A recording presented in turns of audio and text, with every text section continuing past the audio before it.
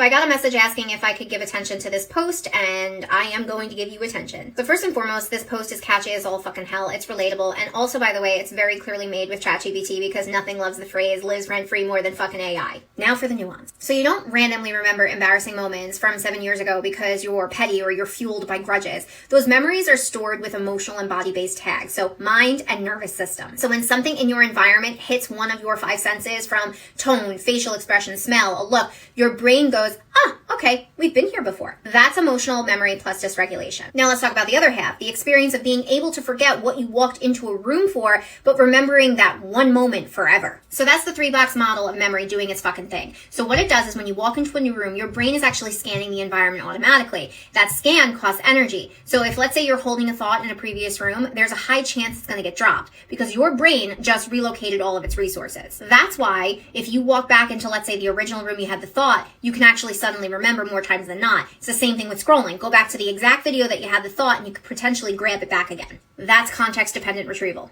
Now let's address the theme of the caption, the idea that spite is the fastest way to motivation for people with ADHD. Now I totally get why it resonates. It feels true. Spite will shove your nervous system, though, into high arousal. So anger, rejection, being doubted, that's going to activate threat circuitry. So think of adrenaline, norepinephrine, dopamine, all of that temporarily, however. And suddenly there's something called urgency. And we know that urgency provides a narrow focus, hyperfocus, because your brain went into survival mode. That's stress-induced performance. And here's the ADHD specific trap that people aren't really naming, because when that old memory gets triggered, the ex, the betrayal, the person who harmed you, the thing that happened to your kids, you don't just remember it. Your body re-enters it. And the ADHD brain can then start looping because maybe you're dysregulated again. You have barriers to pausing, hello inhibition, and you have then barriers of noticing that your body is being pulled, hello self-awareness. And here's the part no one wants to admit because it's so fucking uncomfortable, that loop is stimulating as all hell. Not because you want to suffer, not because you love drama, but because high emotion creates high stimulation,